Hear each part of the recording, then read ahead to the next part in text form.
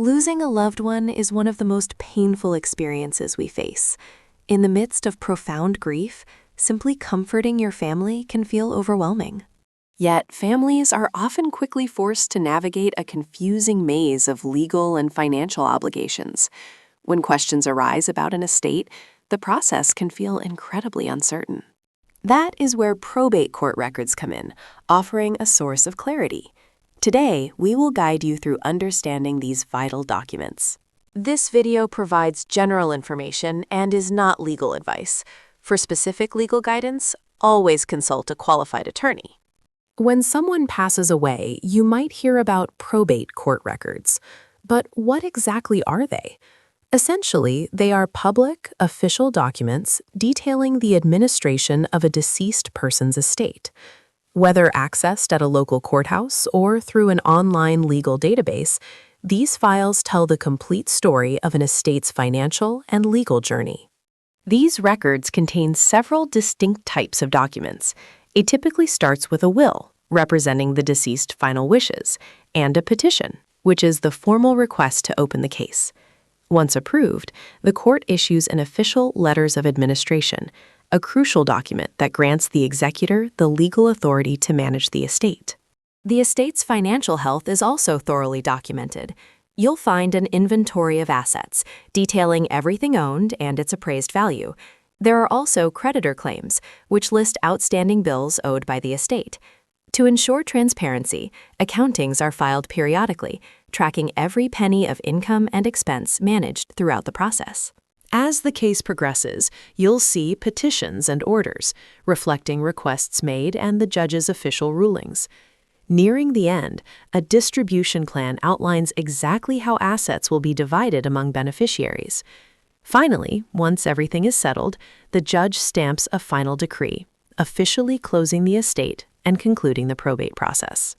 Probate court records serve a crucial purpose in our legal system.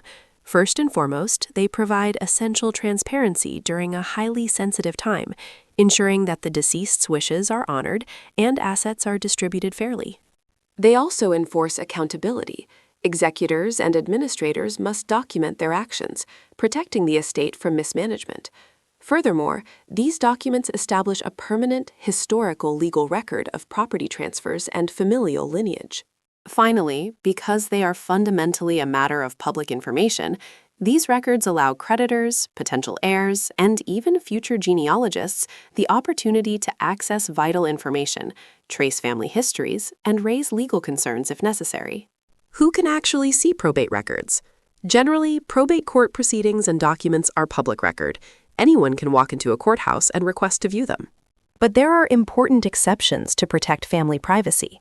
Judges frequently seal documents containing sensitive data, like detailed medical histories, private financial accounts, or social security numbers. Courts also strictly protect minors involved in the process. Special redactions are consistently applied to shield young beneficiaries from public view and potential exploitation. Finding probate records starts with knowing exactly where to look. In the United States, probate is always handled at the local county level. Specifically, you will need to identify the county where the deceased person primarily lived, or where they owned significant real estate. Once you have the correct county, your next step is reaching out to the local probate court clerk. They are the gatekeepers to these records. A quick phone call can often save you hours of frustration by confirming exactly what information they need from you. Today, many courts offer convenient online portals. By visiting the county clerk's official website, you can often perform a basic search by name to see if a probate case has been opened. Sometimes you can even view case summaries right from your home. However, for older records or to view the complete unredacted documents, an in-person visit to the courthouse is often necessary. When you go, be prepared with the full legal name of the deceased, their exact date of death, and your own valid identification. Finally, once the correct records are located by the clerk, you can officially request copies for your personal files. Keep in mind there is usually a small fee per page. If you need help finding the right contact information for any county court, visit funeralus.com/directory to easily streamline your search. When you are dealing with probate court records, it is important to be prepared for the associated costs. While accessing basic information might be free, obtaining physical or official documents usually comes with a price tag. The most common expenses are copying fees, which typically range from 10 to 50 cents per page. If you need a certified copy for legal purposes, such as transferring a title, expect a flat certification fee, often around $10 to $20 per document. Many courts now offer digital portals, but frequent users may encounter online access fees or monthly subscriptions, ranging from $20 to $50. Finally, if the probate process becomes complex, you may need to factor in attorney fees for legal guidance in retrieving and interpreting these documents. How quickly you can get probate records depends heavily on the court system. For digitalized courts, online access is often immediate. Standard in-person requests usually take 1 to 10 business days. However, severe court backlogs or off-site storage for older files can delay this. If you need access to sealed records, you must file a formal petition. Waiting for a judge to review and approve this can take 1 to 3 months. Navigating probate court records comes with its share of hurdles, but every challenge has a solution. If you're struggling to locate the correct court, remember that probate is typically handled in the county where the deceased lived.